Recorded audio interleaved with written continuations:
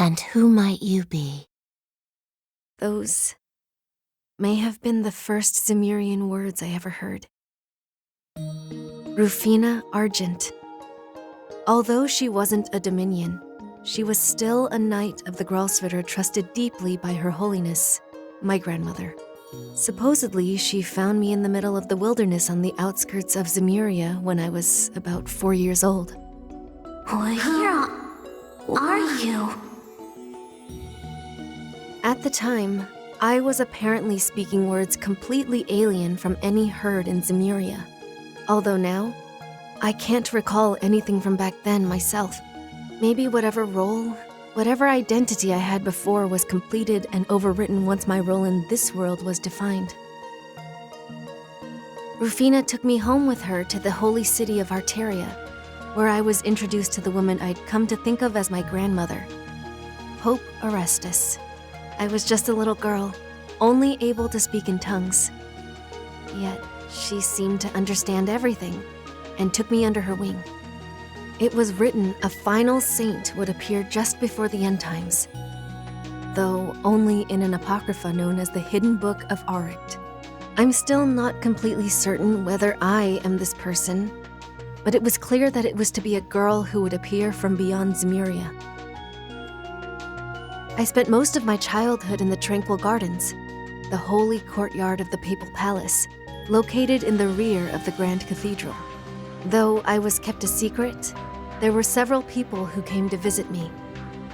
Some, I could tell, did so with ill intent. I spent roughly 10 years there, under the guidance of my grandmother and others. It would seem that even as a young girl, I never had much of a sense of who I was. I learned the Zemurian language quickly, and would respond to others with whatever words and demeanor they most wanted to hear. To some, this was all the proof they needed that I was the saint, seeing such an ability as being perfectly suited to the role. However, grandmother, Rufina, and Rufina's friend all seemed to think otherwise. When I was 8 years old, I suddenly manifested a power that had been lying dormant in me, the Akashic Eye. Silvery irises said to be held by the final saint. The first thing those eyes showed me was Rufina hugging a young boy I'd never seen before, smiling lightly as she passed away. I screamed and lost consciousness. When I awoke, grandmother was there tending to me. She informed me then that Rufina had met her tragic end. It was at that point that I decided I would fulfill the role as saint that had been laid out for me.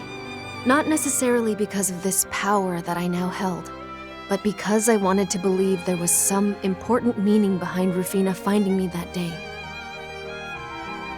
So, with the informal authority the role granted me, I started to gather intel at the age of 10. I was given free rein to mobilize the Papal Guard's Iscariot unit, so I deployed them across the continent.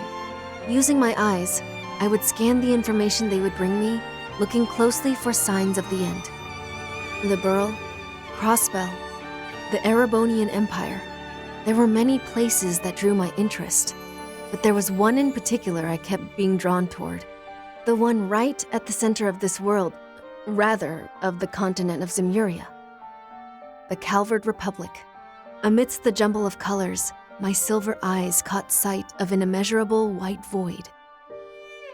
And then, at 14 years old, I bid farewell to my grandmother and left for the Republic, pretending to be the daughter of an Eastern trader. I'd initially intended to stay working behind that facade, but I became interested in film after seeing a certain someone's career take off. What's more, this new friend of mine took it upon herself to send my information to a talent agency without asking. As a result, well, I decided I'd have to fulfill my role in a very different way than I originally planned. But for some reason, I get the feeling that neither Her Holiness nor Rufina or her friend will mind. It doesn't change the fact that I'm still committed to my mission, but, well, I suppose it's simply all part of the goddess's plan.